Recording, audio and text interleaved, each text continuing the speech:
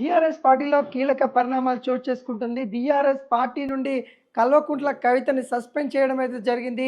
దీనిపైన కల్వకుంట్ల కవిత కూడా స్పందిస్తున్న తరుణం అయితే కనబడతా ఉంది. కల్వకుంట్ల కవిత పార్టీతో పాటు ఎమ్మెల్సీ పదవికి కూడా రాజీనామా చేయబోతుందనే వార్తలు కూడా చక్కర్లు కొడతా ఉంది.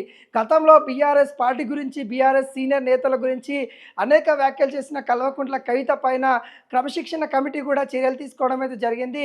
పార్టీ నుండి సస్పెండ్ చేస్తున్నామంటూ ఉత్తర్వులు జారీ చేయడం అయితే జరిగింది. కల్వకుంట్ల కవిత గారు బీఆర్ఎస్ పార్టీతో పాటు బీఆర్ఎస్ పార్టీ కీలక నేతలను టార్గెట్ చేస్తూ నిన్న మాట్లాడిన మాటలు ఏవైతే ఉన్నాయో యావత్ తెలంగాణ మొత్తానికి కూడా ఆశ్చర్యానికి గురి చేసిన పరిస్థితి కనబడతా ఉంది.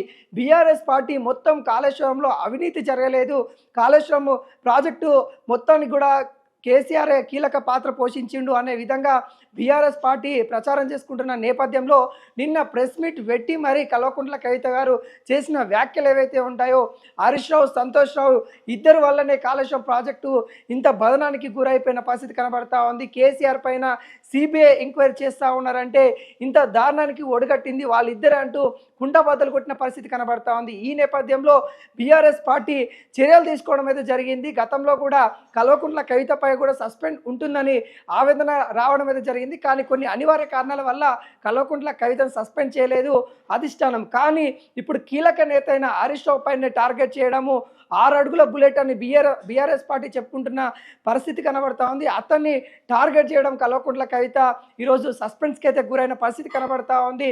రాజీనామా చేస్తుందనే వాదనలు కూడా బలంగా వినిపిస్తూ ఉన్నాయి. బీఆర్ఎస్ పార్టీతో పాటు ఎమ్మెల్సీ పదవి కూడా రాజీనామా చేసి ప్రజల్లోకి వెళ్తాను, బీసీ వాదనాన్ని తీసుకొస్తానన్నట్టుగా భారీ స్థాయిలో వినిపిస్తూ ఉంది. అదేవిధంగా తెలంగాణ బహుజన రాష్ట్ర సమితిగా టీఆర్ఎస్ పార్టీని కూడా ముందుకు తీసుకురాబోతున్ననే వాదనలు కూడా వినపస్తూ ఉన్నాయి.